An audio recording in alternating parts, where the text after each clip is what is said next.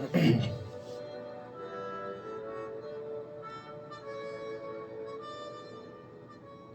Rede Imaculada 94,5 FM, emissoras associadas e web rádios, passa a apresentar o programa O Pátria Amada, na condução Breno. Bom dia, Breno. Bom dia, Denis. Bom dia, amados irmãos e irmãs. Sejam todos bem-vindos a mais um programa Pátria Amada, que se inicia nessa manhã de sábado, nesse mês, que é o mês do Rosário. Hoje é o penúltimo final de semana do mês do Rosário.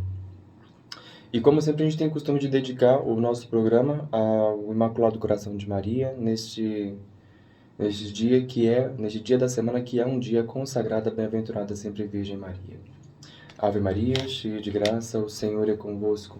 Bendita sois vós entre as mulheres, e bendito é o fruto do vosso ventre, Jesus. Santa Maria, Mãe de Deus, rogai por nós, pecadores, agora e na hora de nossa morte. Amém. Oferecimento do dia. Senhor Deus, Rei do céu e da terra, dirige, santifica, conduz e governa neste dia nossos corações e nossos corpos, nossos sentimentos, palavras e ações, a fim de que, submissa a tua lei e agindo conforme teus preceitos, mereçamos por teu auxílio ser salvos e livres nesta vida e na eternidade. Ó Salvador do mundo, que vives e reinas pelos séculos dos séculos. Amém. Oferecimento das obras. Nós vos rogamos, Senhor, que prepareis as nossas ações com as vossas inspirações e as acompanheis com a vossa ajuda, a fim de que todos os nossos trabalhos e orações em vós comecem sempre e convosco acabem por Cristo, Senhor nosso. Amém. Ó minha Senhora, ó minha Mãe, eu me ofereço toda vós em prova de minha devoção para convosco. Vos consagro neste dia meus olhos, meus ouvidos, minha boca, meu coração, inteiramente todo o meu ser. E como assim sou vós, ó boa Mãe, guardai-me e defendei-me como coisa de propriedade vossa. Amém. Santo anjo do Senhor, meu zeloso e guardador, se a ti me confio a piedade divina, que sempre me rege, me guarde, governe e me ilumine sempre. Amém. Oração de Santo Tomás de Aquino para antes dos estudos. Criador inefável, vós que sois a fonte verdadeira da luz e da ciência, derramai sobre as trevas da minha inteligência um raio de vossa claridade. Dai-me inteligência para compreender, memória para reter, facilidade para aprender, sutileza para interpretar, graça abundante para falar. Meu Deus, semeai em mim a semente de vossa bondade. Fazei-me pobre sem ser miserável, humilde sem fingimento, alegre sem superficialidade. Sincero sem hipocrisia, que faça o bem sem presunção, que corrija o próximo sem arrogância, que admita a sua correção sem soberba, que a minha palavra e a minha vida sejam coerentes. Concedei-me verdade das verdades, inteligência para conhecer-vos, diligência para vos procurar, sabedoria para vos encontrar, uma boa conduta para vos agradar, confiança para esperar em vós, constância para fazer a vossa vontade. Orientai, meu Deus, a minha vida, concedei-me saber o que pedis e ajudai-me a realizá-lo para o meu próprio bem e de todos os meus irmãos. Amém. Muito bem, amados irmãos, a gente dá continuidade então àquilo que são as reflexões do livro do Padre Júlio Mainvielle, que é Concepção Católica da Política. No encontro anterior, nós falamos um pouquinho acerca daquilo que era a democracia e, em especial, acerca daquilo que é o sufrágio universal. E o Padre Júlio Mainvielle tece, redigindo por óbvio, transparecendo por óbvio aquilo que é a doutrina da Igreja Católica. Ele faz uma grande crítica àquilo que é o sufrágio universal. Anterior ao sufrágio universal, ele fala um pouquinho acerca daquilo que é a representação profissional, como que era a organização da sociedade segundo estes órgãos profissionais que eram, na verdade, aquilo que é chamado de corporações. As corporações de ofício, por assim dizer, tinha-se então o indivíduo que tinha que fazia uma determinada atividade. Você não podia dizer que naquela época era uma profissão, porque esse nome vai surgir depois, né? Então você tinha uma determinada atividade que você executava quase que de forma artesanal. Essa atividade, então, por se tornar em termos de demanda, mais pessoas realizavam essa atividade, então essas pessoas se arregimentavam em torno de uma coisa que se chamava oficina, né? E oficina não entendo aqui apenas oficina de uma única coisa, de várias coisas. Uma oficina que era ourive, a outra oficina que era para confecção de rocas, por exemplo, aquelas rocas de fazer fios, oficinas que eram para costura, oficinas que eram para fazer espadas, oficinas que eram para fazer a cavalgadura, oficinas que eram para corte do cabelo, por exemplo. Não se esqueça que a gente imagina que isso só surgiu na era moderna, e não, né?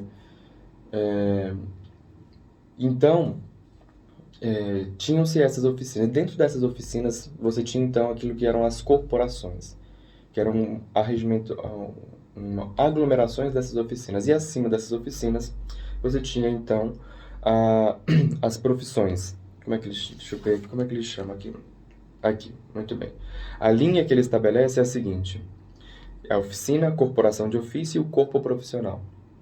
Hoje, inclusive, isso seria como se fossem os conselhos de profissões que nós temos: o Conselho Federal de Medicina, o Conselho Federal de Administração, os conselhos.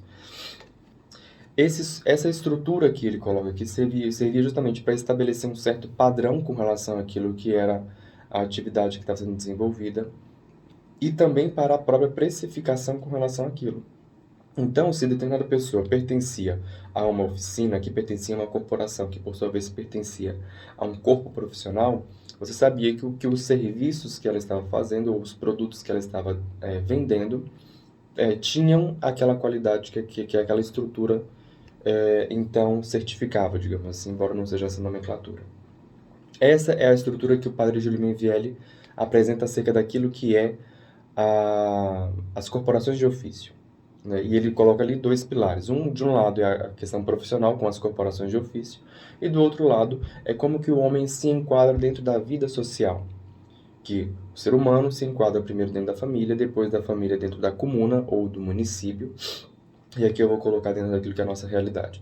O ser humano se enquadra na sua família, da sua família ele se enquadra na sua rua ele se enquadra no seu bairro ele se enquadra no seu município, do seu município ele se enquadra então no seu estado, e no seu estado ele se enquadra então no país, que é o Brasil, né? E ele coloca isso que são os dois pés que sustentam assim e que deveriam então ser representados naquilo que seria um órgão de representação numa assembleia.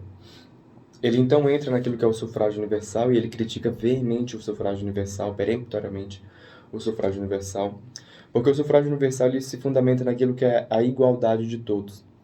E isso se contradiz com relação àquilo que é justamente a desigualdade que todos nós temos por natureza. Nós não somos iguais. E quando você simplesmente solidifica e sedimenta, né, todo mundo em um único platô, você coloca todo mundo na linha reta, né? Você, por exemplo, diz que o entendimento de uma criança de 16 anos de idade é o mesmo entendimento de um adulto de 53 anos de idade. O entendimento de um adolescente que acabou de entrar no ensino médio é o mesmo entendimento de uma pessoa que é formado em PhD em uma universidade. Quando você coloca, então, você planifica as pessoas dessa forma, você está cometendo uma grande injustiça com relação àquilo que é a representatividade.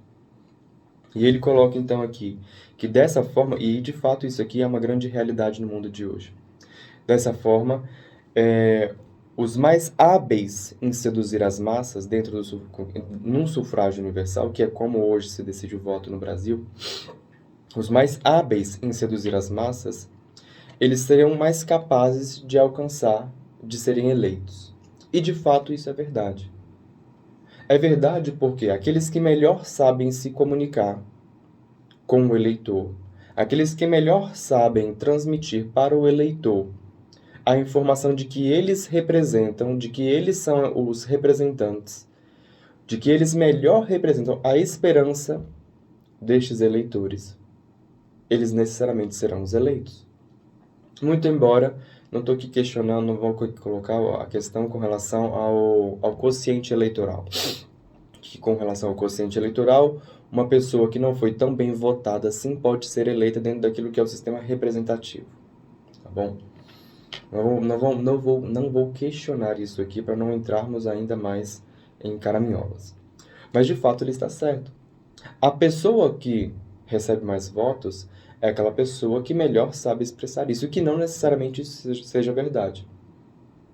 Basta que ela tenha uma boa equipe de comunicação que consiga transmitir isso. Primeiro, que ela consiga identificar quais são os anseios, desejos e esperanças, medos, angústias e aflições do povo, do eleitor, e que ele então consiga se tornar, se enquadrar, se vestir das vestes dessas esperanças, desses desejos, e, ao mesmo tempo, demonstrar que o seu oponente ou os seus oponentes são as angústias, as aflições e os temores deste eleitor, que ele vai ser eleito. É assim que funciona o sistema eleitoral. É assim que funciona a questão com relação à propaganda eleitoral. E aí, necessariamente, E aí não existe aqui... Todo mundo acha que isso é uma questão de igualdade. E não há o que se dizer que o povo que erra, porque o povo não erra. Essa expressão horrível de dizer que o povo é burro. Né? Políticos, eu vi políticos aos quilos na última eleição municipal, que depois que acabou a eleição, que não foram eleitos, fazendo vídeos xingando o povo, acabando com o povo. Não é culpa do povo se este político não soube se comunicar. Primeiro que ele não soube criar uma comunicação efetiva, ou seja, uma linguagem que faça com que ele seja visto como o portador dessas esperanças do povo. Porque às vezes o indivíduo tem uma bandeira, tem uma coisa que eu vou defender isso, mas quem disse que o povo quer isso? Esse é o primeiro ponto. Você tem que saber qual é a natureza do político é essa. Algumas pessoas falam assim, o político não é aquele que fala o que pensa, é aquele que fala o que pensa conforme o povo quer ouvir. E isso não é enganar o povo, muito pelo contrário, porque se o político é um indivíduo que está a serviço do povo, então necessariamente ele tem que virar para o povo e perguntar o que vocês querem, que eu seja representante. Porque aquilo que vocês quiserem que eu seja, eu serei e eu vou defender isso. Isto é o político. Isso é um estadista. Não é um indivíduo que necessariamente ele tem seus princípios, seus valores, suas crenças, mas acima de tudo é aquele que olha para o povo e fala assim, o que vocês querem? A gente quer fazer isso aqui. Então, muito bem, me elejam que eu vou viabilizar isso. Se o povo compreender que ele é a pessoa capaz de viabilizar as suas esperanças, seus desejos, eles vão votar nessa pessoa. Mas não é apenas uma questão de construir uma comunicação que transmita isso, mas também uma questão de você conseguir entregar esta comunicação para o maior número possível de eleitores. Então, esses indivíduos que estavam lá xingando o povo, né, que muitas das vezes, primeiro, não conseguiram se vestir daquilo que eram as demandas do povo. Primeiro erro. Criaram na cabeça uma demanda de que aquilo era a salvação do povo e o povo estava olhando para aquilo e falando assim, isso não faz o menor sentido. A exemplo. Dizer de coisas que são completamente abstratas, o povo está ali falando, a demanda real do povo hoje é falar sobre saúde, falar sobre segurança e falar sobre questões econômicas. Hoje é isso que mais está pautando. Em especial porque agora surgiu uma espécie de avalanche de dizer que nenhum tipo de pesquisa presta. Bem, meus caros, se você é político e você acredita que nenhuma pesquisa presta, então prepare-se para colocar a mão no bolso e pagar uma pesquisa, porque você vai ter que pesquisar. E me admira muito aquelas pessoas que tanto criticam os institutos de pesquisa e têm, inclusive, dinheiro para financiar isso e não fazem isso. Em especial da ala conservadora. Não foram capazes de criar uma fundação, não foram capazes de criar um instituto para poder servir de apoio para esse tipo de demanda. Para fazer suporte, inclusive, para as necessidades da população. Mas preferem mandar o seu dinheiro para empresas offshore, como, por exemplo, o senhor Luciano Hang, fora do país. Mas pegar o dinheiro para fazer uma fundação, para ajudar, inclusive, a população, não. Para poder montar uma pesquisa, poder fazer pesquisas sociais, não. Entre outros que eu poderia citar também. Prosseguindo. Do outro lado, inclusive, eu não vou nem citar exemplos, porque tem aos quilos exemplos, inclusive, de sucesso, tá bom? Porque a esquerda é especialista nisso. Elas sabem muito bem que eles precisam ter institutos, que eles precisam ter fundações, que eles precisam fazer pesquisa. A esquerda sabe disso. A direita e os conservadores ignoram isso. Ignoram e passam o computador por cima. O que é de uma ignorância monstruosa. Aí, então, quando o indivíduo não tem Ele não consegue. Primeiro porque ele não sabe quais são as angústias e os anseios do povo. E às vezes, eu não tenho dinheiro para Breno, eu não tenho dinheiro para fazer pesquisa, para poder fazer pesquisa. Mas você consegue conversar com as pessoas. E não converse com as pessoas apenas na sua bolha. Faça grupos de reuniões. Em especial porque se você pretende se candidatar, por exemplo, ano que vem é ano eleitoral. Se você pretende se candidatar, você é católico, pretende se candidatar, graças a Deus, tomara que existam alguns, não muitos, mas alguns bons qualificados, bem intencionados. Se você pretende se candidatar, não tem dinheiro para fazer uma pesquisa, que é o que a gente chama de pesquisa diagnóstico, que é a pesquisa inicial do processo eleitoral. Você então você vai conversar com as pessoas do seu bairro, com as pessoas da sua rua. E você vai, de acordo com a conversa, porque você não vai levar uma prancheta para poder sair fazendo anotações, mas você vai conversando e você vai captando isso. Saia da sua região, vá para outras regiões também conversar com as pessoas e captar as demandas. E você vai perceber que sem que você influencie as pessoas, não influencie a conversa, apenas pergunte, apenas ouça. Ouça. A principal função do político é primeiramente ouvir o povo. E depois então ele fala. E aí, então, quando você ouvir, você vai ver quais são as demandas dessas pessoas. Então, estes indivíduos que estavam lá xingando o povo no ano passado porque não conseguiram voto, eles estavam xingando porque, primeiro, eles não conseguiram se mostrar não sabiam quais eram as demandas do povo. Não sabendo quais eram as demandas do povo, se apresentaram para o povo segundo aquilo que eles imaginavam que o povo queria que eles fossem e deu choque, não deu liga. O povo falou, não é isso que eu pretendo. E, além disso, a entrega da comunicação também não foi eficiente, ou seja, não conseguiu entregar a comunicação para tantos quantos deveriam entregar.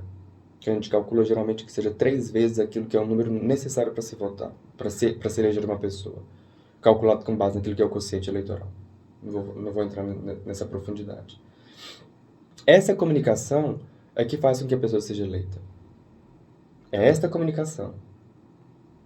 Então, o padre Júlio Menvielli está coberto de razão quando ele fala que aqueles que os mais hábeis em seduzir, é óbvio que o padre Júlio Menvielli está com um certo ranço aqui, mas de fato é aqueles que são os mais hábeis em seduzir, aqueles que são os mais hábeis em se comunicar, para o bem e para o mal.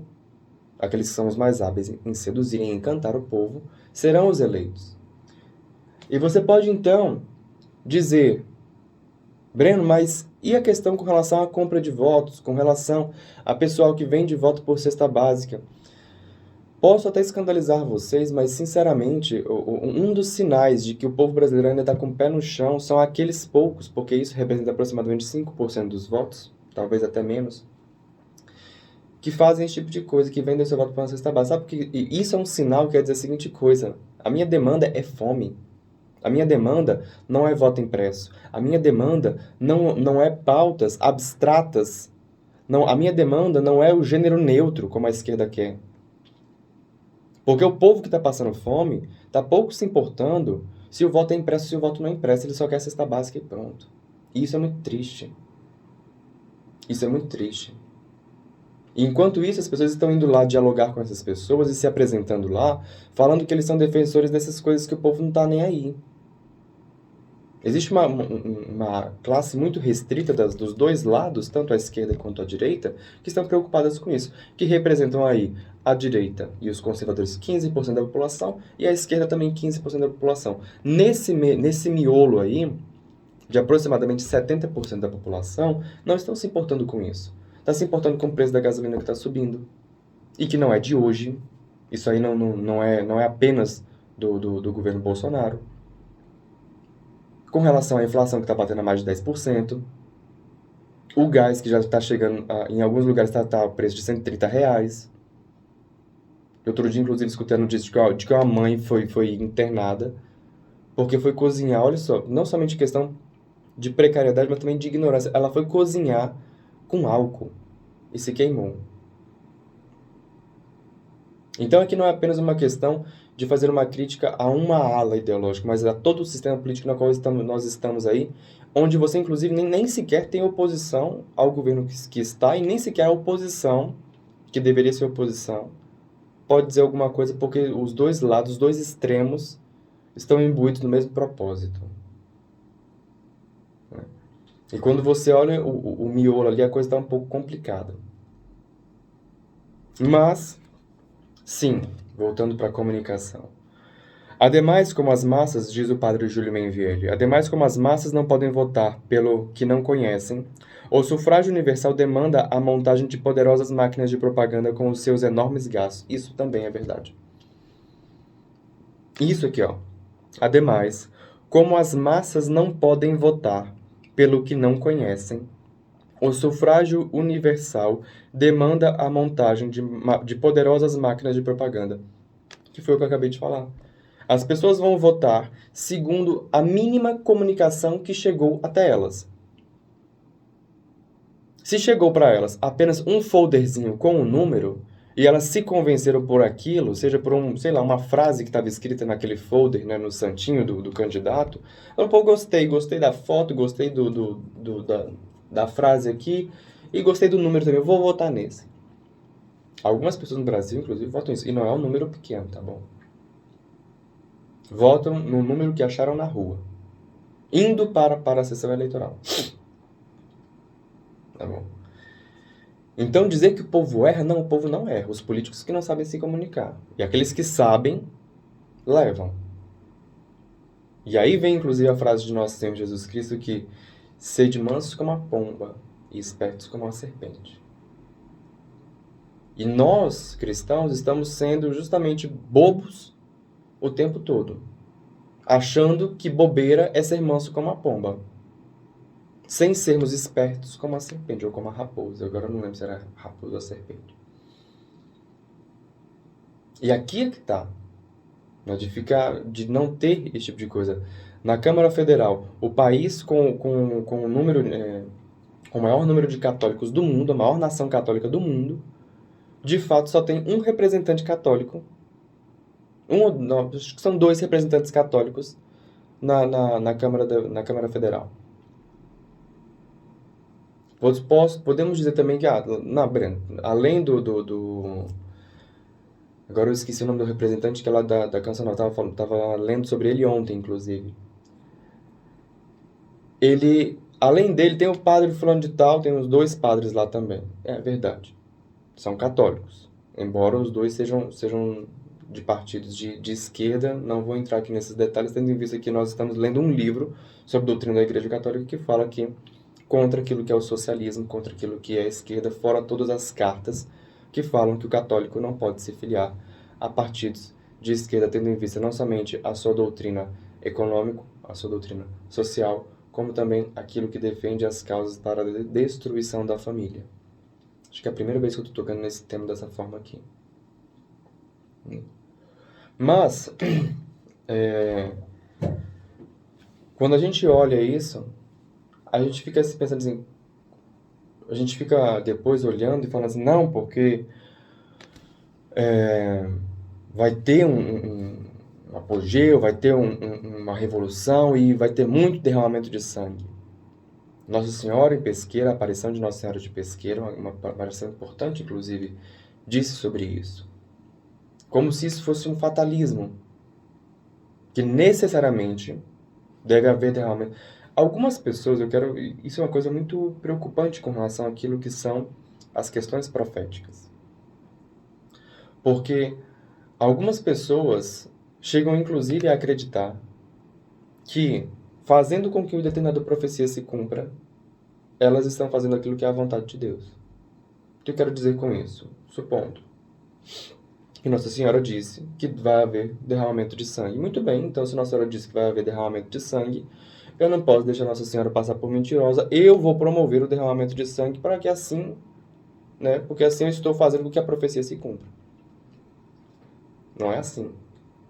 Mesmo pelo contrário, porque uma profecia não necessariamente ela se cumpre, ela serve justamente de aviso para que os seres humanos se convertam e ela não aconteça. Para isso que servem essas profecias acerca de castigos, dos castigos com relação à humanidade. As profecias não necessariamente têm que se cumprir.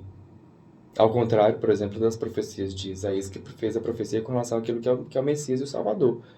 Ali é outra coisa, tinha que se cumprir. Né? E aí surge então a pergunta, então por que tinha que se cumprir? Judas, o traidor, na realidade tornou-se a mão do próprio Deus para poder se cumprir a profecia dele? Não, calma lá, não é bem assim. Não é bem assim. Então, a comunicação na política é uma das coisas que há de mais importante, tá certo? Depois da comunicação, somente com relação ao planejamento, porque o planejamento é que faz com que a comunicação, que às vezes nem pode ser tão eficiente assim, mas ela faz com que às vezes você não consegue nem às vezes você não consegue se identificar tanto com aquilo que são as demandas do eleitor. Mas o fato de você ter sido o único a ser apresentado para determinados eleitores faz com que você se torne a única opção que vai levar na memória daquele eleitor para a urna. Então, entregar o seu material é muito mais importante do que, às vezes, aquilo que é a comunicação em si. Apresentar-se é muito mais importante, tornar-se conhecido é muito mais importante. Mesmo que a comunicação não esteja 100% alinhada. Ela não deve estar equivocada. Ela não pode estar dizendo justamente o contrário de tudo que o eleitor pensa. Porque, às vezes, você se torna justamente o elemento aversivo que o eleitor não quer nem ver. Mas, enfim. Prosseguindo. Então, e por que o padre Júlio Menvielli ele fala tanto contra aquilo que aquilo que é o sufrágio universal? Porque além de nivelar todos ao mesmo nível, como se todos estivessem na mesma situação, em pé de igualdade, não estamos. E dizer que nós não estamos em pé de igualdade, isso não representa nenhuma crueldade, porque necessariamente você começa a olhar para aqueles que podem mais e para aqueles que podem menos, e nós não estamos falando disso. Nós estamos falando de todos os tipos de diferenças que podem acontecer na sociedade. Não somente as diferenças relativas à força, e aqui eu não falo apenas de força física, eu falo de força também com relação a poder financeiro, como também a capacidade intelectual. Aliás, podemos dizer que os filhos estão em pé de igualdade com relação aos pais? Não. Não estão. Existe uma hierarquia natural em toda a natureza e também na sociedade. E não somente na natureza e na sociedade, como também na própria corte celeste. Assim, inclusive, a liturgia espelha aquilo que é um flash da hierarquia celeste. Então, ele fala aqui que, além disso, né, além de nivelar todos ao mesmo nível, o sufrágio universal visa aquilo que é o individualismo. E ele diz assim: o individualismo, que é a essência do sufrágio universal, parte da matéria, marcada pela quantidade, e a matéria erigida pela expressão de discernimento, dissolve, destrói, corrompe, porque a bondade vem sempre as coisas por via da forma, segundo os grandes princípios da metafísica atomista.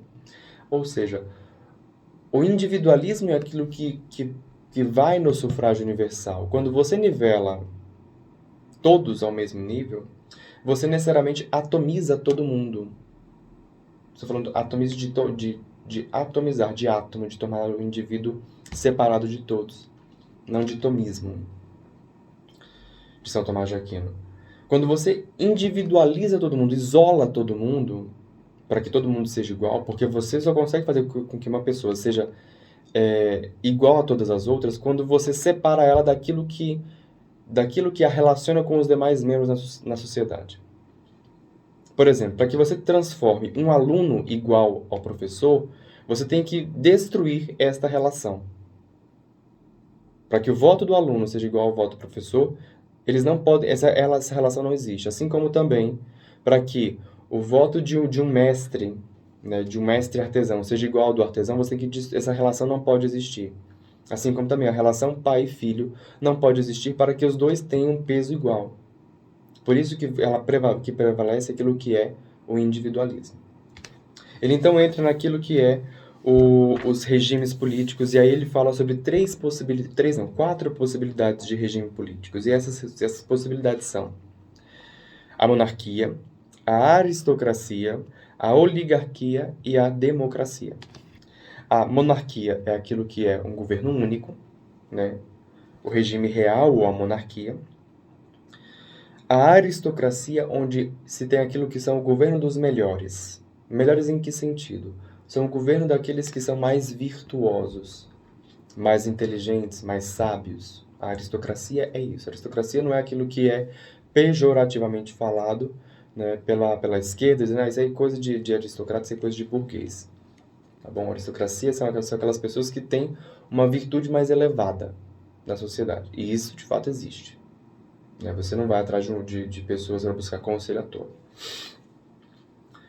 A oligarquia, né, é aquilo que é o governo dos mais ricos.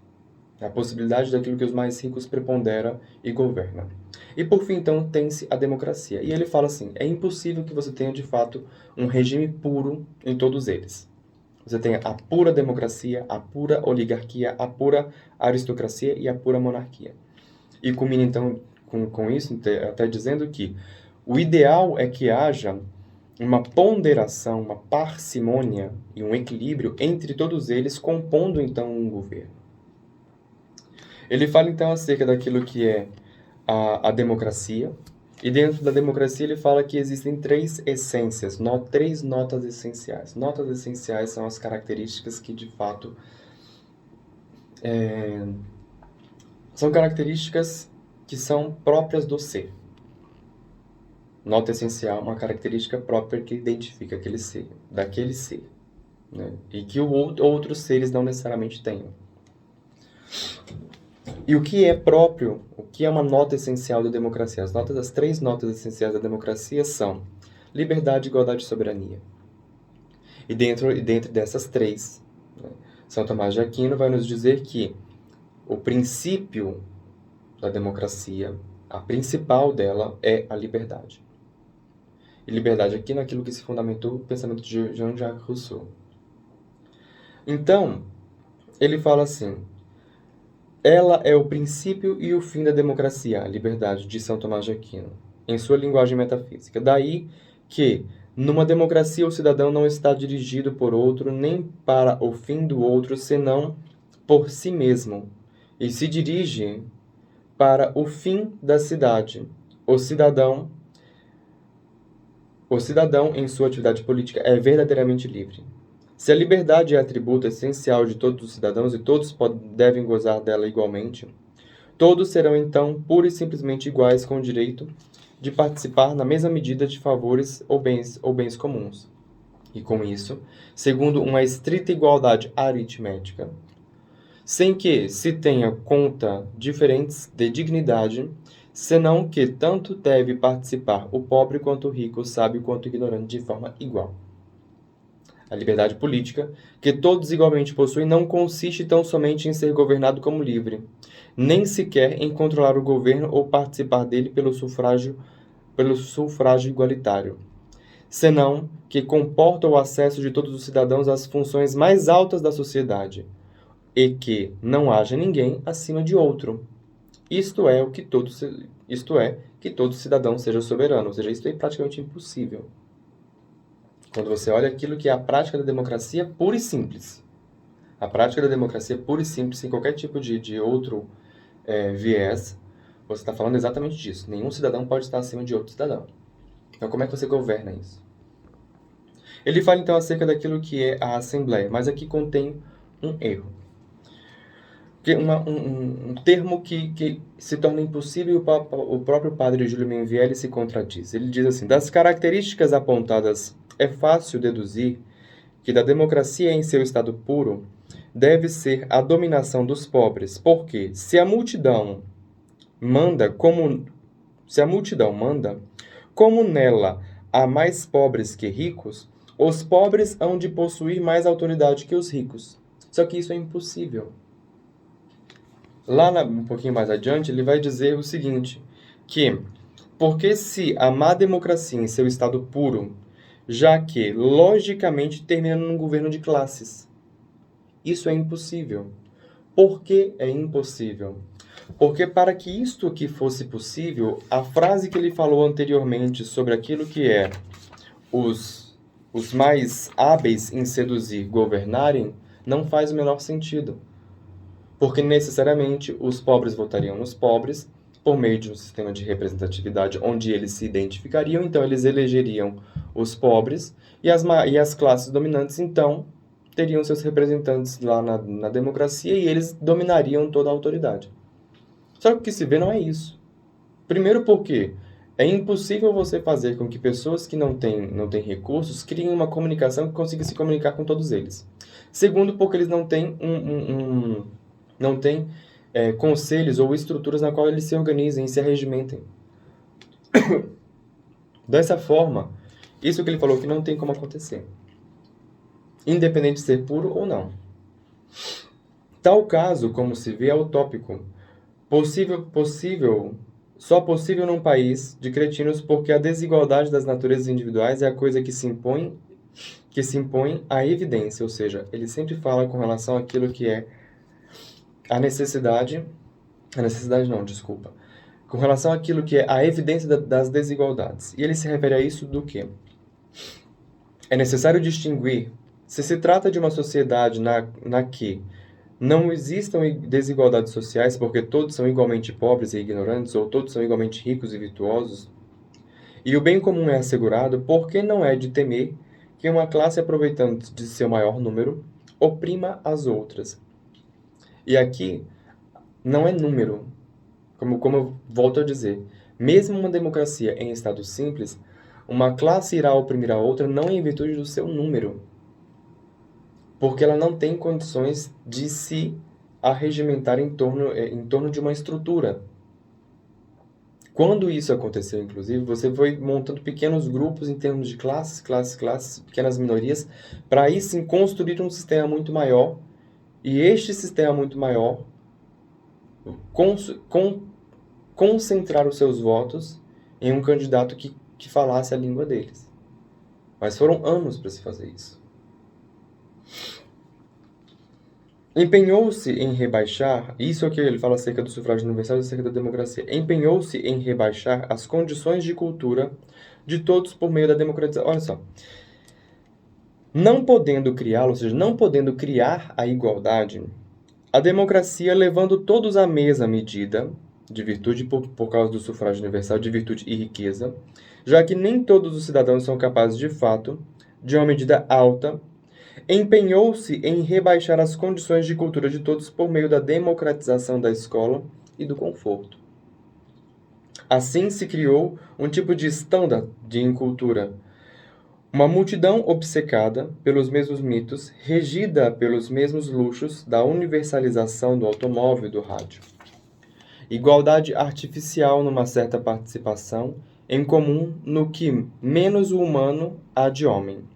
A igualdade natural, ao invés, não se forja como um decreto, nem se cria artificialmente, afirmou São Tomás com Aristóteles. E aí ele fala, se a igualdade natural não existe, a democracia será injusta, porque uma classe, em virtude do número, se apoderará do poder e dominará a outra. Não em virtude do número, mas em virtude de condições. Essas condições elas podem se dar por duas formas. E ambas essas formas se passam por aquilo que é o dinheiro. Seja este dinheiro, no caso do Brasil, vindo do fundo eleitoral, seja esse dinheiro vindo por meio de financiamento externo. Esse financiamento externo pode ser por doações individuais, conforme a legislação permite. Fato é que, ou este indivíduo ele consegue uma boa posição dentro do partido e por meio do partido consegue financiamento da sua campanha, ou ele tem a capacidade de convencer um número de pessoas a financiarem a sua campanha, ou inclusive ele pode ter, e aí é o terceiro ponto, ter dinheiro suficiente para patrocinar boa parte de sua campanha, lembrando-se que é um valor máximo de até 10% daquilo que foram os rendimentos do indivíduo no ano anterior à eleição. Então, não é um indivíduo segundo a sua classe, mas um indivíduo segundo a sua capacidade de comunicação, e a sua comunicação está necessariamente limitada àquilo que são os recursos que ele tem disponível. E aqui, você vai dizer, então, Breno, só os ricos se elegem? Não, não somente os ricos se elegem, mas as pessoas que têm capacidade, porque a habilidade política, a principal habilidade política é convencer as pessoas. Convencer as pessoas a votarem nela, mas antes, convencer as pessoas a doarem dinheiro para sua campanha, fazendo com que elas acreditem que a sua proposta se enquadra dentro daquilo que são as suas expectativas e dessa forma vale a pena investir dinheiro na sua campanha para colocar você lá e defender estes que são os interesses da sociedade.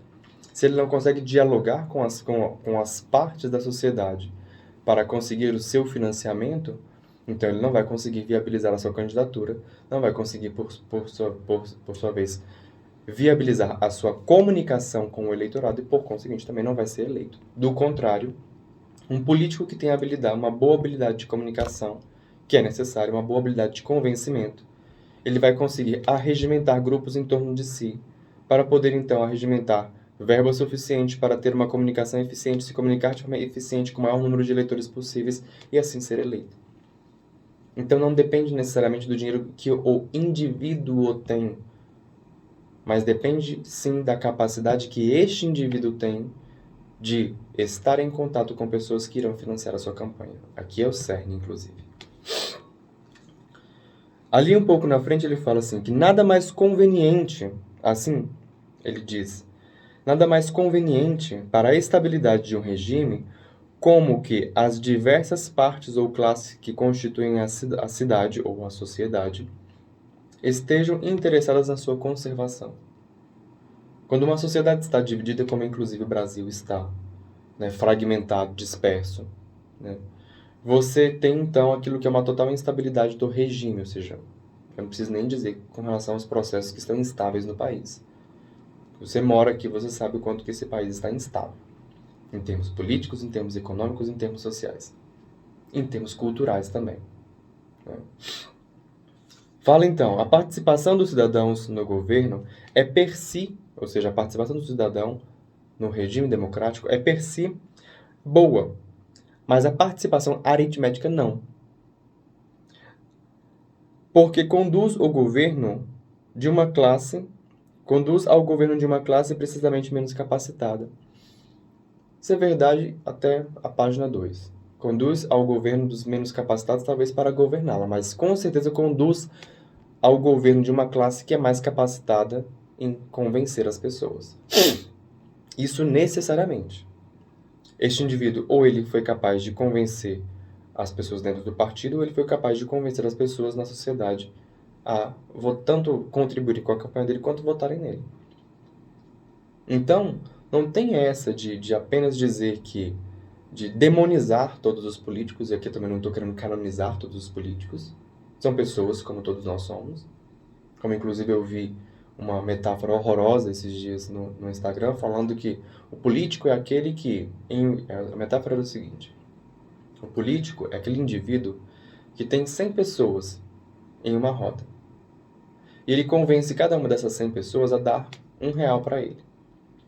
Ele então pega R$1, esses R$100 que ele pegou e vai sorteando, né, para cada um deles, aleatoriamente, R$50 para cada um. De modo que todo mundo, em determinado momento, vai ganhar R$50.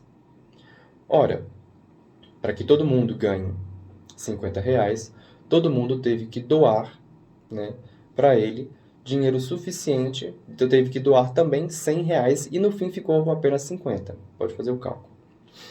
Dessa forma, então, e ele ficou com o restante do dinheiro. Só que essa metáfora, ela é tão covarde, para não dizer outros termos, né? E eu compreendo também por que as pessoas se sintam assim. Porque, primeiro, não é o político, é o Estado brasileiro. O Estado é quem faz essa coleta, não o político. E eu não, volto a dizer, não estou canonizando as pessoas, não estou dizendo que o político não rouba. Bom, mas eu também não vou dizer que todos eles roubam. E aí você vai dizer assim, né, eu falei lá pro indivíduo que quando as pessoas olham isso, elas falam que necessariamente ficam demonizando a política. Não, a política é ruim, mas quando todo mundo aqui, né, quando todas as pessoas destruírem no consciente da população brasileira aquilo que é a política, acabarem com ela, acabarem com a esperança do povo com relação à política, como é que vocês acham que a sociedade vai ser organizada? Porque a política é o único instrumento, é o único mecanismo que se tem para servir de mediador com relação às demandas, necessidades e esperanças de um povo. É por meio da política. E aí uma pessoa inclusive me respondeu, sim, todos os políticos são santinhos, todos os políticos são... Olha, não são santos, não são lindos, não são maravilhosos, mas eles também não foram para lá sozinhos. Os políticos não foram para lá em suas respectivas cadeiras sozinhos, eles não caíram do céu de lá e muito menos brotaram do inferno lá. Eles foram para lá porque pessoas votaram neles. E aí, então, a gente cai no outro ponto. Então, é o povo, que eu comecei no início. Então, é o povo que não sabe votar. Não, não é o povo que não sabe votar. São os políticos bons que não sabem votar. Porque se eu perguntar para todo brasileiro que vota, vai dizer que o político no qual ele votou é bom. Então, caímos na dicotomia. Ou a gente condena a todos, ou a gente salva a todos. Não. A gente deixa como tá. Porque todo conservador que é bom, não vai para os seus extremos. Muito pelo contrário. Vai por aquilo que é a moderação, por aquilo que é a parcimônia. Então, você olha isso e você vê a naturalidade com que esse processo ali acontece. Aqueles políticos que estão lá são os políticos que melhor conseguiram se comunicar. Não tem como você simplesmente virar e dizer é para fechar o Congresso Nacional. Porque isso, além de uma covardice, é coisa de gente covarde. Covarde no sentido daquela criança mimada que não consegue conversar com os coleguinhas para poder convencê-los a fazer determinada brincadeira, aí ela fala que tem que acabar com a brincadeira. Porque ele não teve competência suficiente, porque ele não teve argumento suficiente, porque ele parte de um princípio muito mais primitivo. Né? Aquele tipo de pessoa, aquele tipo de indivíduo que não consegue dialogar, só parte para ignorar. Como ele não consegue... As pessoas violentas, elas geralmente elas são assim, como elas não conseguem coordenar e articular as emoções e a comunicação, como ela comunica, como ela traduz esta emoção em uma comunicação e externalizar isso com a outra pessoa, isso lá dentro cria um entrechoque tão grande, a emoção se transforma em agressão e ela parte então para a violência. Porque essas pessoas não conseguem se comunicar. A arte da política é a arte de comunicar-se. Planejar e comunicar. Planejar e comunicar. Ouvir, planejar e comunicar. Aí você vai me dizer então que o povo erra? Não, o povo não erra. O povo votou naqueles que se apresentaram para ele. Se você não conseguiu se apresentar para ele, aí sim, de fato, se você não conseguiu, porque você é incompetente. E de fato você não tem que estar eleito. Não tem competência nem para se comunicar, quando muito para estar lá. Você pode até ser um candidato melhor do que o outro, mas você não conseguiu se comunicar.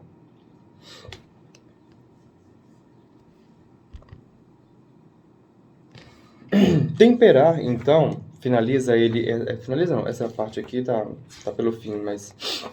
Ele fala assim, que uma mistura, né, para o padre Júlio Vielle, para Aristóteles e também São Tomás de Aquino, o ideal seria uma mistura entre os sistemas, uma temperança, né, entre o regime democrático, aristocrata, oligárquico e monárquico. Essa temperança se alcançará compensando a exígua quantidade de bons, sábios, ricos, com um aumento de seus direitos políticos proporcional às suas funções. Aí ele diz, com relação aos ricos, inclusive. Aliás, a compensação proporcional de direitos políticos em atenção à dignidade econômico-social das pessoas não só é conveniente para a estabilidade do corpo social, mas é exigida pela justiça distributiva. Essa justiça distributiva faz parte, inclusive, do processo econômico que todo católico deveria estudar, que é o distributivismo. Depois a gente fala sobre isso. Com relação aos ricos, isso aqui é muito importante falar. E você que está me ouvindo, se você é afortunado, lembre-se que, já diz o apóstolo, o rico não deve ter as coisas exteriores como próprias. Entendam? Ser rico não é pecado. Ser rico é bom e muito bom. Tá? Mas olhe sempre para a sua riqueza com o servir. Porque a quem muito foi dado, muito será cobrado. E se Deus te abençoou sobremaneira com a sua fortuna, é para que você possa servir mais. Não deve ter as coisas exteriores como próprias, senão como comuns. Isso aqui é uma mensagem para os ricos. De modo que facilmente dê parte dela aos outros quando necessitem. E geralmente os ricos, não sei, eles contribuem justamente porque eles sabem que não falta.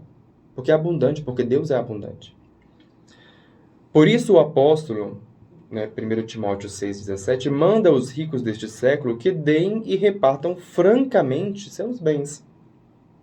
Toda essa doutrina repousa sobre a evidência natural da desigualdade das naturezas individuais. Evidência que é perigosa evitar. Por fim, ele diz aqui, e depois ele entra no subtópico que é República e Democracia, que vamos falar no próximo encontro, na próxima semana. Assim, o mundo moderno, que igualou politicamente o inferior com o superior, apresenta dois fenômenos opostos por uma parte. As classes superiores abandonam sua função diretiva. Entendam, as classes superiores, seja a classe dos ricos, dos sábios, dos governos, as classes superiores de uma sociedade devem sim tomar a dianteira e se preocupar, porque os grandes têm que se preocupar com a organização dos menores. Nas sociedades primitivas, inclusive, era assim, os mais fortes tinham por natureza a obrigação de montar a guarda daquilo e preocupar-se com toda a sociedade. Então, aqueles que são maiores na sociedade devem, por obrigação, assumir uma função diretiva e preocupar-se com aquilo que é a organização da sociedade. Então, quando você iguala todo mundo, não tem por que as classes superiores se preocuparem, e elas então abandonam essa função diretiva, um poder que é natural delas. Só querem aumentar suas riquezas, e ficam então só querendo aumentar suas riquezas. É por isso que muitas dessas pessoas pegam o dinheiro, né, pegam o seu rico dinheirinho aqui, ao invés de investir mais no país, e mandam para as empresas offshore fora do país para poder ganhar mais dinheiro, e mais dinheiro, e mais dinheiro. Por quê? Porque se é todo mundo igual, e eu não posso dar a minha contribuição com relação àquilo que é a função diretiva da nação, então, que todo mundo se vire. Virem-se, cada um por si, Deus por todos. E por outra, a plebe exasperada afirma sua tirania como que o escravo econômico o erige em divindade política. Muito bem, meus caros e amados irmãos e irmãs. Dessa forma, então, a gente encerra o programa de hoje e semana que vem a gente mergulha no próximo item, que é República e Democracia, onde ele vai falar ali aquilo que é o pensamento de São Tomás de Aquino acerca da República. Eu aguardo vocês, então, até semana que vem.